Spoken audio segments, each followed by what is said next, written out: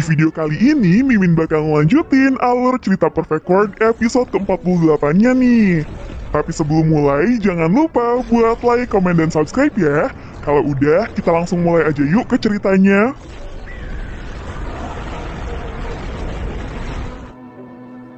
Di episode sebelumnya, setelah bertemu dengan Kaisar Api, Si Hao kemudian mengajak Ling untuk menangkap ikan matahari. 之桥的基础。不过，大使成神时才需要考虑，谁能预料令我皇得如此激动？不谈他了，走，请吃好吃的。萨尔，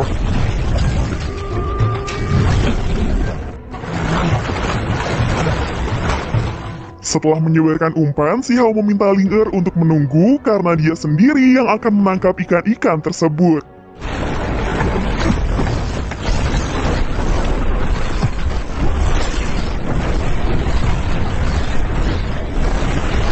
Di waktu yang sama, suku Unicorn dan suku Mata Vessel ternyata menginginkan ikan tersebut.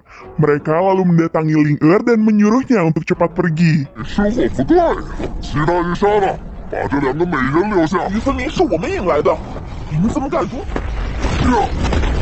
Si Hao yang melihat Ling dalam bahaya kemudian bertarung dengan salah satu dari mereka. 我赔，小心！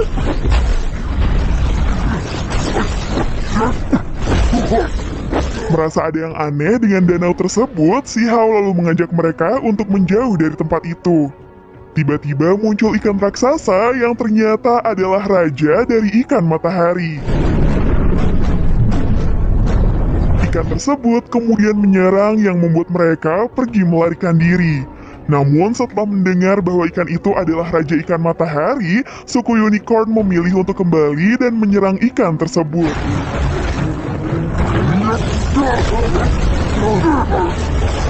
Ikan ini terlihat lebih kuat dibandingkan dengan raja lainnya. Jika Si Hao bisa menangkapnya, pasti bisa memurnikan lebih banyak energi ilahi.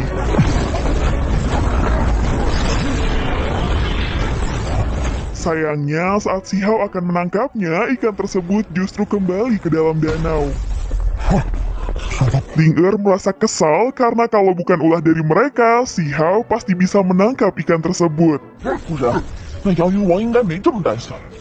说的对， Itu memang benar, jadi kita harus meminta ganti rugi kepada mereka. 得找他们弥补损失。这么这么多， Menyadari Si Hao memiliki banyak ikan matahari, mereka lalu meminta secara paksa. Mereka lalu mengeluarkan suatu benda untuk menyerang Si Hao. Sementara itu, Si Hao mengeluarkan tekniknya dan berhasil membunuh mereka semua.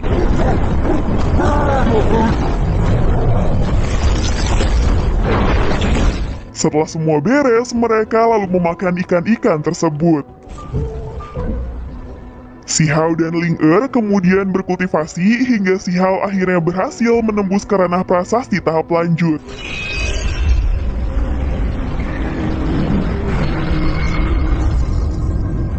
Ranah ini memang luar biasa, di antara nafasnya mengandung fluktuasi hukum dan aturan surgawi. 这后期果然不凡，呼吸之间，仿佛与 Saat itu, Si Hao melihat ada yang aneh dari arah kejauhan, hingga ia pun memutuskan untuk pergi ke sana. Ternyata yang ia datangi adalah tanah terlarang. Si Hao menyadari kalau pohon besar yang ada di depannya itu adalah sarang burung. Si Hao lalu naik ke pohon itu dan melihat telur burung yang menurutnya sangat mewah. 这么嚣张，肯定是好东西。 Saat telur itu diambil, tiba-tiba Si Hao disambar oleh petir. Si Hao menyadari kalau telur ini mengandung fragmen Tao, namun di sini ia bingung apa harus memakannya atau tidak. 怎么办？吃还是不吃？ Pada akhirnya, Si Hao memilih untuk meneteskan telur itu lebih cepat.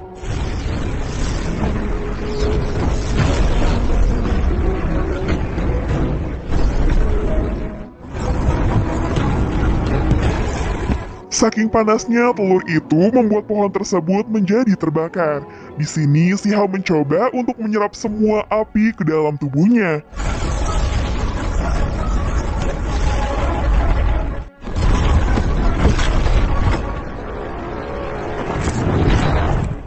Setelah telur itu menetas, si Hao malah meragain gerakan kayak anak ayam coba. Burung yang bernama Xiao Hong itu terlihat sangat marah karena si Hao sudah mengganggu latihannya dan juga sudah berani memanfaatkannya. Saking marahnya kepada si Hao, ia pun langsung menghajarnya. Di sini si Hao memperkenalkan diri kalau dia bernama si Hao, berasal dari desa batu yang ada di gurun. Si Hao berteman baik dengan putri kerajaan api. Jika Xiao Long berani memurnikan si Hao, kerajaan api tidak akan tinggal diam dan akan memurnikannya juga. Xiao Hong tidak peduli, bahkan tidak takut, karena dia ini adalah roh pengorbanan kerajaan api yang dikenal sebagai dewa kuno. Xiao Hong memberitahu bahwa beberapa tahun yang lalu monyet emas yang kita kenal sekarang dengan nama Mausi pernah jatuh di desa batu. Dan si Hao baru tahu kalau ternyata Mausi menyembunyikan harta gunung.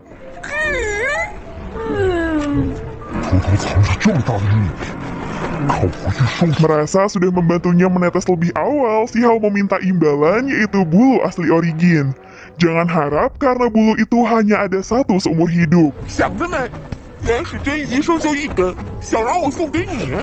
Dasar kau burung buntet yang tidak tahu terima kasih.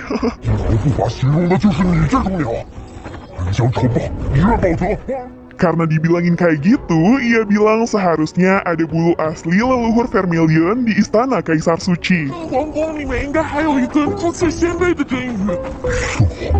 Kemudian si Hao mengajaknya bertemu dengan Ling Er. Begitu memasuki istana Kaisar Suci, maka akan diisolasi dari dunia luar. Dan jika dalam bahaya, bahkan dewa sekalipun tidak bisa menolong si Hao.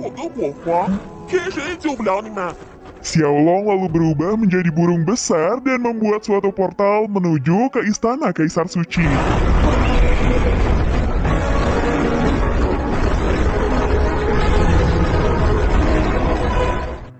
Karena sudah diputuskan, maka si Hao dan Ling Er bisa pergi, sedangkan dia akan menunggu di sini.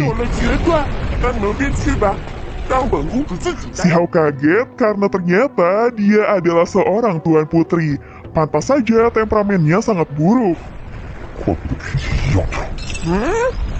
Karena omongan barusan, Ling Er yang tidak terima langsung nendang si Hao.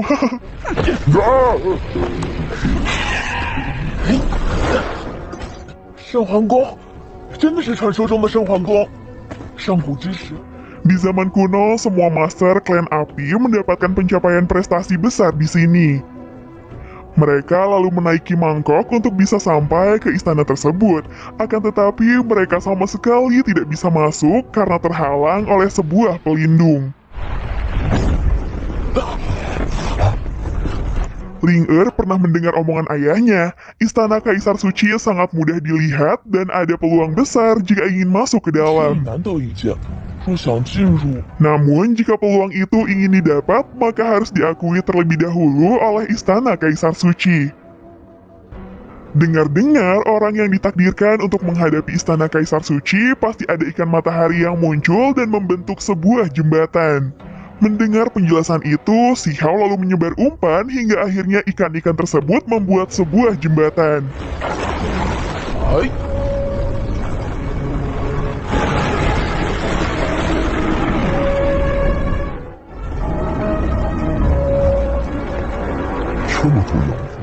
Saat mereka berjalan melewati jembatan tersebut, si Hao malah membicarakan soal makanan yang membuat ikan-ikan tersebut menjadi marah. 想依靠我等，助你晋升。妄想！ Makan terus sih yang dipikirin. 哎呀，都什么时候你还想着吃？ Untungnya Ling'er punya cara lain karena sejauh yang ia tahu, ayahnya pernah bilang jika seseorang dapat membuat jembatan pelangi sendiri, dapat terhubung ke sisi lain. 自己构建出一座彩虹桥，也可以连接到彼岸。 Di sini, Si Hao teringat perkataan Kaisar Api soal jembatan pelangi, dan ia pun segera membuat jembatan pelangi tersebut. 其化顶化炉的手段，也是以后构建彩虹之。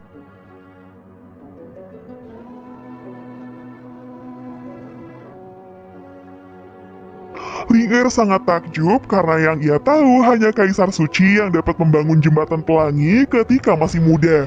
Sementara Si Hao lebih muda dari Kaisar Suci saat itu. 被他冲到了。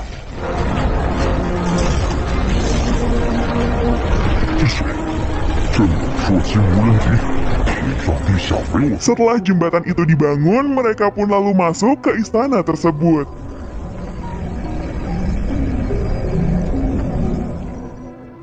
Nah guys, segitu dulu ya untuk rangkuman ceritanya. Kalian jangan lupa jaga kesehatan. Kita lanjut minggu depan lagi. Dadah!